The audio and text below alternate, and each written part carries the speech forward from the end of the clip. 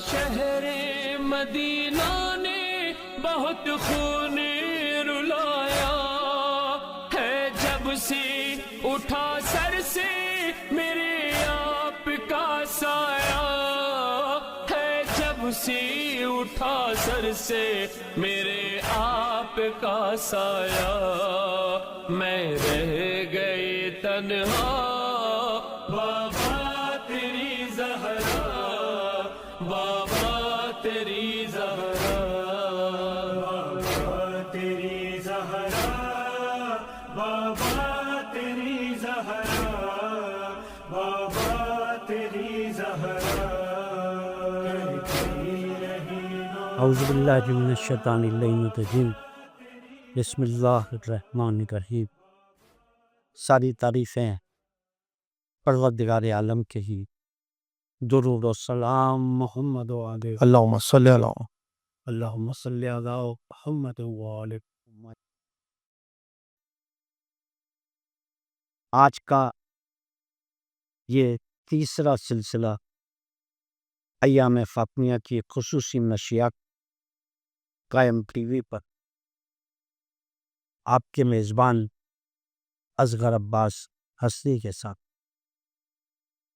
ہمارے مہمان خطیب العصر علامہ سید باقر حسین زیدی صاحب قبلہ متضل العالی تشریف فرما ہے۔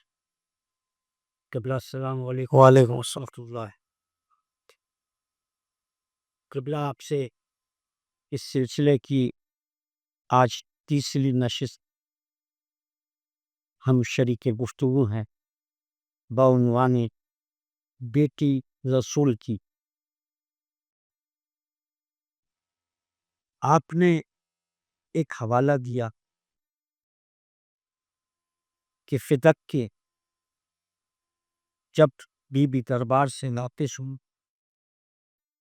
تو روتی ہوئی بی بی واپس تشریف لائیں، بلکہ اس سے پہلے میں اپنے ناظرین کو یہ بتاتا چلوں کہ قبلہ کا شمار اس وقت علامہ سید باقر حسین زیدی صاحب متضل العالی کا شمار اس وقت ان علماء میں ہے جو کہ پچھلی کئی دہائیوں سے اس پہ مستقل ریسرچ کر رہے کہ منبر سے جو گفتگو کی جائے وہ علمی، اور ہمارے کتب خانوں سے جو سلسلہ چلا وہ ہماری فرش اعضاء پر منبروں تک پہنچا اور منبروں سے سامعین کے گوش گزار کیا گیا۔ قبلہ کی بہت کاوشیں رہی ہمیشہ منبر سے وہ گفتگو کی جائے جس کا کہ کوئی محصل ہو۔ قبلہ نے اپنی گفتگو میں علم کو ہمیشہ سے بلند و بالا رکھا، اور رکھنا بھی چاہیے تھا۔ منبر رسول کا تقاضا یہی تھا کہ جو منبر سے بات کی جائے وہ سامع کے قلوب پر ثبت ہو جائے، سامع کے گوش گزار وہ گفتگو ہو جو کہ وہ جذب کرے اور جذبہ ایمانی اس کے دل میں بیدار ہو۔ مصطفیٰ ذیلی صاحب کے چند اشعار میرے کتاب حافظہ میں اس وقت آ گئے کہ علم نے خون رگے جان دیا پر نہ مرا، علم نے زہر کا پیمانہ پیا پر نہ مرا، علم سقراط کی آواز ہے عیسیٰ کا لہو، علم گہوارہ سیارہ و انجام نمو، علم بیٹے کی نئی قبر پہ ماں کے آنسو، علم عباس علمدار کے زخمی بازو، وادی ابر میں قطروں کو ترس جائے گا، جو ان اشکوں پہ ہنسے گا وہ جھلس جائے گا۔ قبلہ آپ نے ہماری دوسری نشست میں یہ بیان فرمایا تھا کہ بی بی جناب فاطمہ زہرا صلوات اللہ علیہا دربار سے روتی ہوئی واپسی ہوئی، تو اس میں بی بی کی کیا حکمت تھی آپ اس پہ روشنی فرمائیں کہ اس میں بی بی کی کیا حکمت؟ مصطفیٰ زیدی کے اشعار آپ نے منتخب اشعار پڑھے، آخری دو مصرے جو آپ نے پڑھے کہ وادی ابر میں قطروں کو ترس جائے گا، جو ان اشکوں پہ ہنسے گا وہ جھلس جائے گا، آنسو دلیل زندگی ہے۔ سبحان اللہ۔ پس مژگاں سے ٹھلکتے ہوئے اگر آپ اشک کو دیکھیں تو وہ دائرہ ہوتا ہے اور دائرہ مرکز رکھتا ہے، دائرہ مرکز رکھتا ہے، جس کا مرکز ہوتا ہے وہ مضبوط ارتباط باہمی کے ساتھ حدوں میں سیر کرتا ہے، اور جس کا مرکز نہیں ہوتا وہ حدوں کو توڑ دیتا ہے۔ جو حدوں میں سیر کرتا ہے اسے اصطلاح قرآن میں مسلم کہتے ہیں، کیا اور جو حدوں کو توڑ دیتا ہے اسے اصطلاح قرآن میں مجرم کہتے ہیں۔ کیا آنسو حدوں میں سیر کرنا سکھاتا ہے، لیکن یہ امر بھی لطیف ہے کہ اگر شے کو جنس نہ ملے تو فنا ہو جاتا، ہو جائے؟ کیا بات ہے، کیا بات! اور اگر شے کو جنس مل جائے تو وہ بقا پا جاتا۔ پانی کا قطرہ اگر انگشت پر ہے اور خاک پر گرے تو فنا ہو جاتا، لیکن وہی پانی کا قطرہ اگر دریا میں گر جائے تو فنا نہیں ہوتا، بقا پاتا ہے، اور پھر وہ قطرہ نہیں رہتا، دریا بن جاتا۔ اور دریا زمانے کے مزاج پہ سفر نہیں کرتا، اپنے مزاج پہ سفر کرتا۔ راہ میں اگر کوئی چٹان آ جائے تو سر پٹک کے مرتا نہیں، محبت کے ساتھ اپنے راستے کا چناؤ کر لیتا ہے، اور اگر کوئی باندھ کر اس کی روانی کو روکنا چاہے تو مزاج دریا بگڑ جاتا ہے، لیکن اتنا پاس ادب رکھتا ہے کہ تمام خس و خاشاک کو بہا کے لے جاتا ہے، اور اپنے پیچھے جو زمین چھوڑتا ہے وہ اتنی زرخیز ہوتی ہے کہ جو تخم ڈالو پروان چڑھ جاتا ہے۔ یہی تاریخ شیعت ہے، اور اس کی بنا میری شہزادی نے فدق سے لوٹتے ہوئے آنسوؤں سے تحریر کی، آنسوؤں سے تحریر کی۔ وہ دن اور آج کا دن ہم نے غم دنیا میں اشک نہیں بہایا،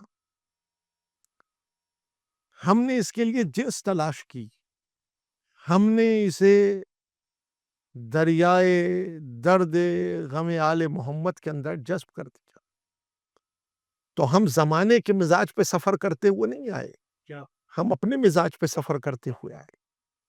راہ میں اگر کوئی چٹان آئی تو ہم سر پٹک کے مرے نہیں، محبت کے ساتھ ہم نے اپنے راستے کا چناؤ کر دیا۔ اور اگر باندھ کر کسی نے ہماری روانی کو روکنا چاہا، مزاج ہمارا بھی برہم ہوا، لیکن اتنا پاس ادب رکھا کہ جہل کے خس و خاشاک بہا کے لے گئے اور اپنے پیچھے علم کے سرسبز و شاداب باغ لگا دی۔ یہی سبب ہے کہ ہم نے خانقاہیں نہیں بنائیں، ہم نے خانقاہیں نہیں بنائیں، ہم نے بارگاہیں بنائیں۔ کیا بات ہے، کیا بات! خانقاہیں حیات کو جامد کرتی ہیں، بارگاہیں حیات کو متحرک کرتی ہیں۔ شہزادی جب دربار سے لوٹی تو شہزادی اشک بہاتے ہوئے لوٹی۔ ان آنسوؤں نے شیعت کی تاریخ کو لکھا نہیں، ان آنسوؤں نے زندگی کو محفوظ بنا دیا۔ دیکھیے 11 ہجری کے بعد جب رسول دنیا سے رخصت ہوئے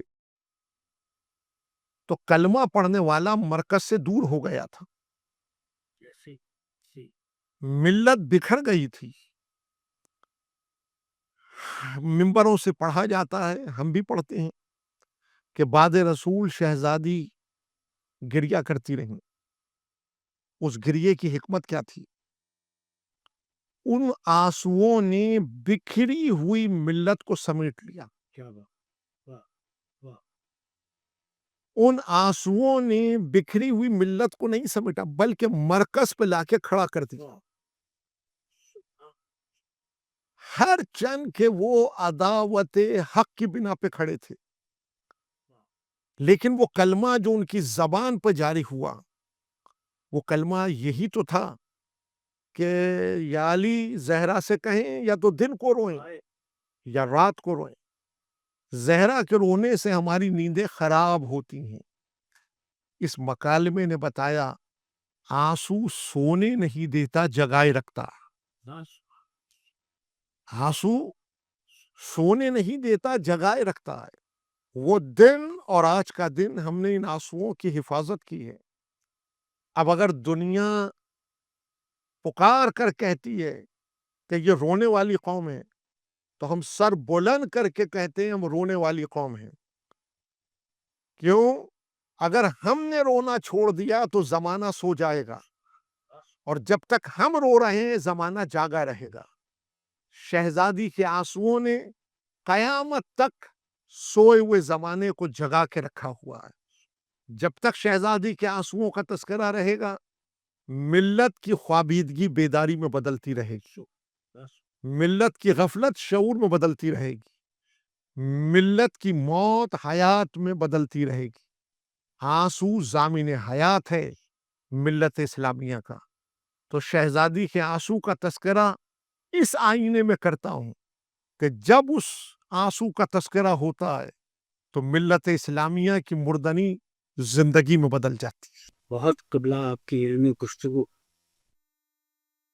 اور خاص طور سے فضل کے حوالے سے بی بی کا ایک ہونا اس کے حوالے سے یہ سوال بارہا یہ مکالمہ بارہا چلا آ رہا ہے اور چلتا رہے گا کہ رسول معظم کی کتنی بیٹیاں تھیں.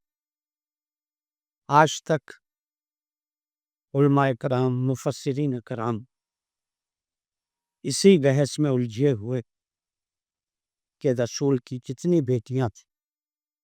اور آج جو آپ نے اس نشست کی پہلی نشست تھی اس میں گفتگو فرماتے ہوئے اس امر پہ تفصیلاً روشنی ڈالی اور رونا فطرت ہے. بقول شاعر ربیت جناب انیس بہرسری صاحب کے کہ انیس آل محمد کا ہے تو روئے گا، نہ دل کو چین ملے گا نہ شب کو سوئے گا. یہ ذات راہ حقیقی ہے کیسے کھوئے گا، یہ حق ہے بعد میں احساس تجھ کو ہوئے گا. رفیق وہ نہیں جو غم میں ساتھ کو چھوڑے، خوشی میں ساتھ ہو لیکن علم میں منہ موڑے. اسی اشعار کے ساتھ میں اجازت چاہتا. قبل آپ کا بہت بہت شکریہ. آپ کا صمیم قلب سے ممنون متشکر ہوں کہ آج قائم ٹی وی کے ہمارے اس چینل کے توسط سے آپ یہاں تشریف لائے اور آپ نے اپنے بصیرت افروز خیالات سے ہمیں نوازا. ایک مرتبہ پھر آپ کا مشکور. اجازت چاہتے ہیں انشاءاللہ اگلی نشست میں اسی عنوان سے قبلہ کو ایک مرتبہ پھر زحمت دیں گے اور بیٹی رسول کے عنوان سے ایک نشست اور انشاءاللہ ان قریب آپ کے سامنے پیش کی جائے گی. خدا حافظ و ناصر.